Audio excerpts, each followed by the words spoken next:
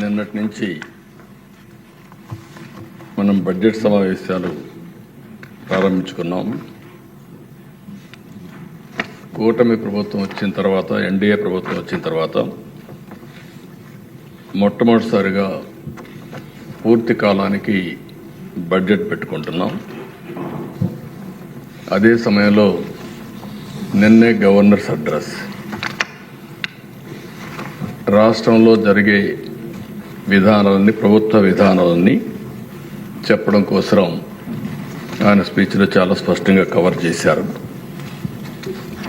ఎన్ని ఇబ్బందులున్నా 8 నెలల్లో ఈ ప్రభుత్వం ఏ విధంగా పనిచేసిన విషయాలు కూడా వారు చెప్పారు. పాలసీలు కానీ, తీసుకున్న నిర్ణయాలు కానీ, అభివృద్ధి కార్యక్రమాలన్నీ చెప్పారు.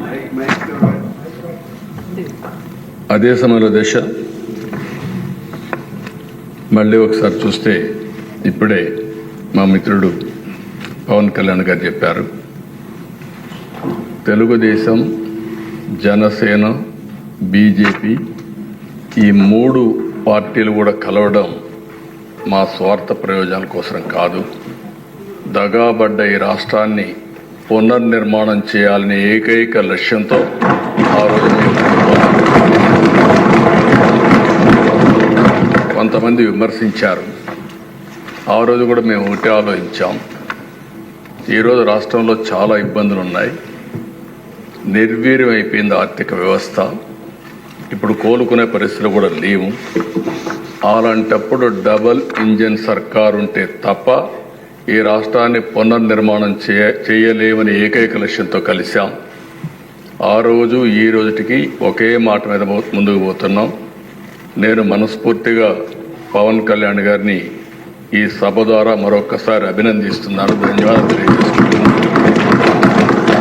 ఇంకొక పక్కన దిశ, ఈరోజు మీరు చూస్తే ప్రజల్లో యాస్పిరేషన్స్ ఉన్నాయి. 5 సంవత్సరాలు పూర్తిగా నిర్వీర్యమైపోయిన ఆర్థిక వ్యవస్థ, ఇంకొక పక్క అన్ని డిపార్ట్మెంట్లు కూడా మీరు చూస్తే, ఒక మాటలో చెప్పాలని నేను 4వసారి ముఖ్యమంత్రి, 3 సార్లు నాకు ఎప్పుడు ఇంత ఇబ్బంది రాలేదు. అప్పుడు కూడా కొన్ని ఇబ్బందులున్నా ఈసారి మాత్రం ఎప్పుడూ లేనటువంటి ఇబ్బందుల్ని ఎదుర్కొనే పరిస్థితి వచ్చాం. ఈరోజు ఈ సభ ద్వారా కేంద్ర ప్రభుత్వాన్ని కూడా మనస్ఫూర్తిగా అభినందిస్తున్నాను, నరేంద్ర మోడీ గారిని. ఎందుకంటే దేశ ఈరోజు మనం అడిగిన దానికంటే కూడా నేను అనుకున్నాను ఇంకా సమయం పడుతుందని, సకాలంలో స్పందించి అన్ని విధాలా సహకరించినటువంటి నరేంద్ర మోడీ గారిని, కేంద్ర ప్రభుత్వాన్ని ఈ సందర్భంగా మనస్ఫూర్తిగా అభినందిస్తున్నాను. ఆ సహకారంగా లేకపోయింటే మనం ఇంకా చాలా ఇబ్బందుల్లో పడేవాళ్ళం. ఆ విషయాలు కూడా మనం మాట్లాడుకుంటాం. అధ్యక్ష, ఏదైతే వెంటిలేటర్ పై నుండి రాష్ట్ర ఆర్థిక పరిస్థితి కానీ, రాష్ట్రాన్ని కానీ కేంద్ర ప్రభుత్వ సహాయంతో ఇప్పుడిప్పుడే బయట వచ్చే పరిస్థితికి వచ్చాం. అయితే అధ్యక్ష, ఈరోజు మన ఆవేదన